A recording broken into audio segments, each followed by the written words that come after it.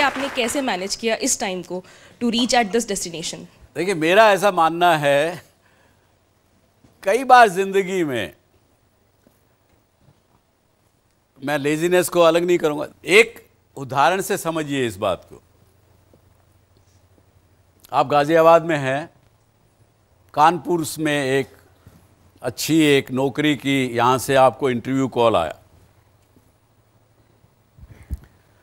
और सरकारी महकमा था। इंटरव्यू कॉल बड़ी देर से भेजा उन्होंने, आज ही मिला आपको और कल सुबह इंटरव्यू है।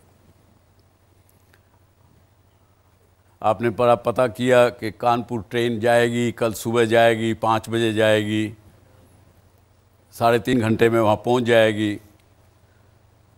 मैं 5 बजे की ट्रेन पकड़ूँ तो 8:30 बजे पहुँचूँगी।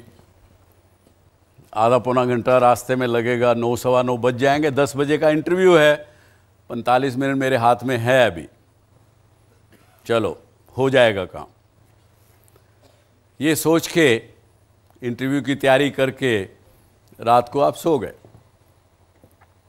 सुबह का अलार्म लगाया 4 बजे का। 4 बजे अलार्म बजा, आपने नींद में उठा के ठक 5 मिनट तो और सो ही सकते हैं ना, अभी समय है ना। यहाँ से अपने मन में सोच रहे हैं, आंखें नहीं खोली, उसी मन में सोच रहे हैं, कन्विंस कर रहे हैं कि 5 बजे की ट्रेन है, 4 बजे हैं, अभी 15 मिनट में तैयार हो जाऊंगी, 5 मिनट तो सो ही सकते हैं।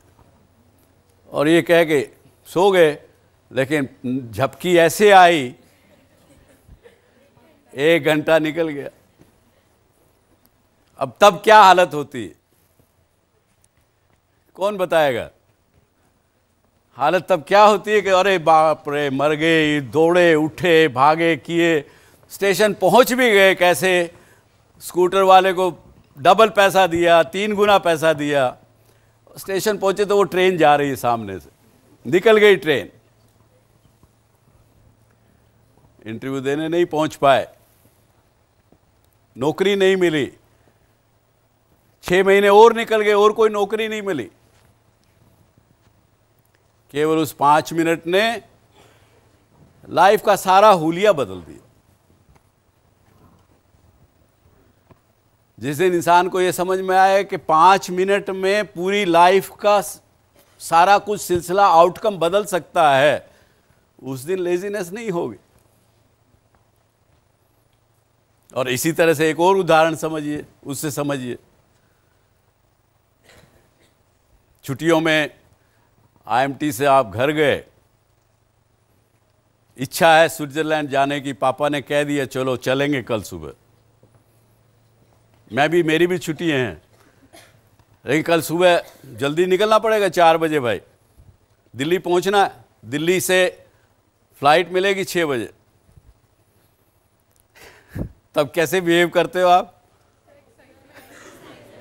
यू आर सो एक्साइटेड, रात को नींद भी नहीं आ रही है, बार बार उठ के घड़ी देख रहे हैं, सब कुछ कर रहे हैं, लेकिन नींद, फिर भी नींद नहीं आई सारी रात, लेकिन फिर भी 4 बजे के बजाय 3, पापा उठो ना, जल्दी निकल जाएगी, फ्लाइट निकल जाएगी। और अगले दिन फ्लाइट में भी और भी नींद नहीं आती, फिर आपको पूरे दिन रात भर नहीं सोए लेकिन नींद नहीं आएगी। तब कहाँ गए लेजीनेस? तो इसलिए उसने कहा, ऑथर ने, बल्कि स्टूडेंट्स के लिए खासकर उन्होंने लिखा, अगला एक चैप्टर में बात करूंगा, कि जिस स्टूडेंट को लगता है कि मैथमेटिक्स मुझे पसंद नहीं है, वो मैथमेटिक्स से जो डरता है उसी के लिए वो ठीक नहीं है, क्योंकि आप उसको लाइक नहीं करते, वही हालत होती है आपकी जिस चीज के पीछे पड़े। इसलिए उसने कहा कि टाइम मैनेजमेंट करने वाला व्यक्ति कभी मुसीबत से भागेगा नहीं, किसी समस्या से भागेगा नहीं, वो बल्कि ये कहेगा कि मेरे जिंदगी में समस्याएं आए जिनसे मैं जूझूं, जिनसे मैं लड़ाई करूं, वो कभी समस्या से नहीं भागेगा, समस्या को भगाएगा। टाइम मैनेजमेंट का कॉन्सेप्ट जो है सर, ये नया नहीं है, ये बहुत पुराना है। लाइक 200 साल, 500 साल, 1000 साल पहले भी हमें उसके उदाहरण मिलते हैं। तो टाइम मैनेजमेंट को जो ज़्यादा स्ट्रेस देता है उसकी क्रिएटिविटी कहीं ना कहीं हैम्पर होती है। लाइक मैंने कभी नहीं देखा कि कोई लेखक टाइम मैनेजमेंट की बात करता है, कोई चित्रकार टाइम मैनेजमेंट की बात करता है, या कोई योगी टाइम मैनेजमेंट की बात करता है। तो मतलब ये ऐसा तो नहीं है कि इसको एक नया आवरण दे के हम लोग मैनेजमेंट कॉन्सेप्ट और रैट रेस के लिए इसको एक ज़बरदस्ती का लाइफ में पुट किए हुए हैं। ये मेरा कॉन्सेप्ट है सर, कि टाइम मैनेजमेंट को ओवर स्ट्रेस किया है हमने आज के ज़माने में, ताकि सब काम जल्दी में हो। Everybody agrees with that.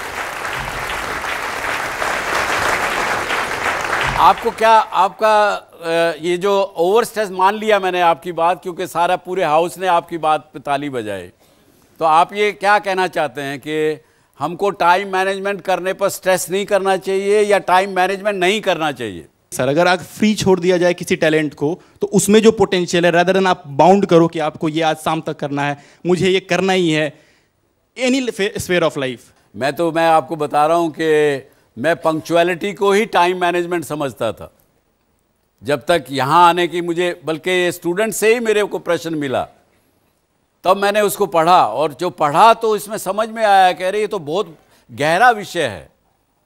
आपने कहा कि किसी क्रिएटिव आदमी को समय की सीमा में नहीं बांधो। अगर समय की सीमा में बांधोगे तो शायद उसकी क्रिएटिविटी को आप हैम्पर करोगे। लेकिन आज एक क्रिएटिविटी आप किसी चीज़ से फिर समझिए, उदाहरण से समझिए। बाला साहब ठाकरे की जब सरकार शिवसेना की बनी, उनसे पूछा गया कि बॉम्बे की समस्याओं का हल करने के लिए आप क्या करेंगे, आपकी सरकार क्या करेगी? उन्होंने कहा भाई थोड़ा समय पाइजे, मराठी में कहा टाइम चाहिए। 3 साल निकल गए। 3 साल के बाद उन्होंने बॉम्बे का नाम चेंज करके मुंबई कर दिया। किसी पत्रकार ने पूछा कि साहब आपने नाम क्यों बदला बॉम्बे का, मुंबई क्यों किया? अरे बॉम्बे की बहुत समस्याएं थी, सबको हल करना था, नाम बदल दिया, बॉम्बे रहा ही नहीं, समस्याएं खत्म। तो क्रिएटिविटी एक अपनी जगह है, लेकिन समय की सीमा हर जगह रहनी पड़ेगी, उसके बिना तो नहीं कर पाएंगे। और समय की सीमा नहीं रखेंगे तो आप लास्ट मिनट में जब आप ट्रेन पकड़ने के लिए भाग रहे हैं, परेशान हैं, वो स्थिति आपकी होगी। और आज आप मुझे कोई अपनी समस्या बता के देखिए, उसको हम चर्चा करेंगे, इसी बात पे लेके आएंगे कि टाइम मैनेजमेंट यदि आपका ठीक होता तो ये समस्या आपके सामने खड़ी नहीं होती। Not as a challenge I am saying, लेकिन ये सच्चाई है। ये थोड़ी देर हम चर्चा इस पे और करेंगे समय के ऊपर, तो फिर उसके बाद समझेंगे कि ये वाकई एक गंभीर बात है। और यदि मेरा तो इतना तक मानना हो गया इस पिछले 2 दिनों में कि यदि हिंदुस्तान का 10% व्यक्ति भी, प्रोडक्टिव आदमी 10% लोग भी यदि टाइम मैनेजमेंट करना सीख जाएं, तो इस देश की जीडीपी ग्रोथ जो आज 5-6% पे है, वो डबल डिजिट पे चली जाए। कोई शक नहीं है मुझे इस बात में, अपने तजुर्बे से बता दे रहा हूं, क्योंकि मैंने अपना टाइम बहुत वेस्ट किया, ये मुझे 2 दिनों में अंदाज़ा मिला।